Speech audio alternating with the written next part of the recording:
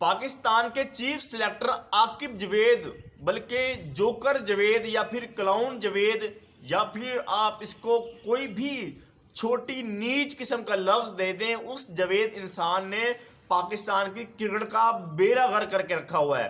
जी हाँ, आपके कप्तान रिजवान को जब ओडीआई कप्तानी से हटाया गया और एक बार फिर एक और लाहौर कलंदर का इंसान बिठा दिया गया कप्तानी के पर, भाई साहब उसके पीछे आपको किसका हाथ लगता है? बाबर आजम को साउथ अफ्रीका में T20 की सीरीज में जो है ऐड करना चाह रहा है इस वक्त तमाम के तमाम कैप्टन और आपका हेड कोच, लेकिन आपका चीफ सिलेक्टर आकिब जवेद नहीं मान रहा कि नहीं, बाबर को T20 में नहीं डालना, लाहौर का कोई प्लेयर ले आओ, ये ना नहीं करेगा।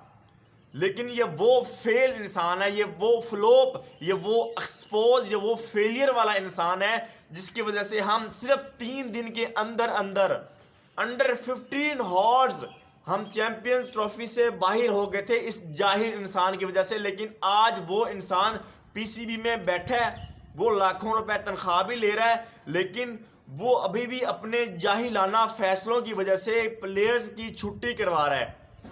वो इंसान जिसका 1% भी सक्सेस में किरदार नहीं है, जिसने सिर्फ एक फार्मूला बताया स्पिन पिचेस का और हमने उसको पीसीबी का बाप बनाया, और फिर उसने हमें बताया कि भाई साहब जब तुम किसी जाहिर इंसान को बाप बना लोगे ना, फिर यही होगा कि भाई साहब तुम्हारी क्रिकेट भी तबाह, तुम्हारे प्लेयर भी तबाह, प्लेयर्स के दरमियान नफरत भी पैदा होगी, कोई स्पोर्ट्समैनशिप दिखाई नहीं देगी, कोई मोहब्बत भाईचारा दिखाई नहीं देगा, हर कोई अपने लिए खेलेगा कि मैं कप्तान बन जाऊं, मुझे जाके टॉस करना है, मुझे कप्तानी करनी है।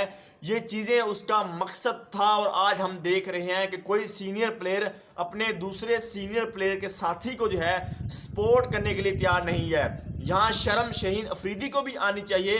एज अ सीनियर प्लेयर होते हुए आपको बैक करना चाहिए था, आपको उल्टा तमाचा मारना चाहिए था मोहसिन नकवी के मुंह के ऊपर, जनाब अपने चेयरमैन के मुंह के ऊपर, अपने आकिब जवेद के मुंह के ऊपर, अपनी सिलेक्शन कमेटी के मुंह के ऊपर, पूरी पीसीबी की मैनेजमेंट के मुंह के ऊपर कि लानत है तुम्हें, कि यहाँ पर तुम्हें हमें ये चीज़ बतानी चाहिए कि हम इस कैप्टन को सपोर्ट करें, जो ये गलतियां करके आ रहे हैं हम उस पर वर्क करें, जो आकिब जवेद जाहिलों वाले फैसले कर रहे हैं उस पर आप वर्क करें। इस चीज़ की निस्बत आप उल्टा फैसला कर रहे हैं, आप कप्तान चेंज कर रहे हैं, मतलब कोई तुक बनता है, कोई सेंस अभी तक किसी ने जस्टिफाई क्यों नहीं किया? किसी ने जस्टिफाई किया आगे? आकिब जवेद हो, मोहसिन नकवी हो, सिलेक्शन कमेटी हो, जो कोच वगैरह है, कि आपने रिजवान को क्यों हटाया? सबसे बड़ी रीज़न होगी चैंपियन ट्रॉफी। चैंपियन ट्रॉफी में स्क्वाड किसने सिलेक्ट किया था? प्लेइंग 11 हर मैच की कौन बताता था? जो बताता था उसको लंबा डालो, छितर मारो, आकिब जवेद ही है ना, वही इंसान है ना जिसने ये जाहिलों वाले फैसले किए थे। तो आप किस बेस पे रिजवान को हटा रहे हैं? आपको शर्म आनी चाहिए आकिब जवेद साहब। आप जैसे 2 टके के एक्स क्रिकेटर ने, जिसको ज़रा भी अंदाज़ा नहीं है कि मैं क्या कर रहा हूँ, मेरा जो प्लान है पिछले 5-6 महीने से फ्लॉप जा रहा है, हम जलील हो रहे हैं, लेकिन वो कह रहा है कप्तान चेंज करो। कप्तान चेंज करने से कोई तब्दीली नहीं आएगी। जो आपकी गलतियाँ हैं आप उन पर वर्क करें, उन पर काबू पाएँ।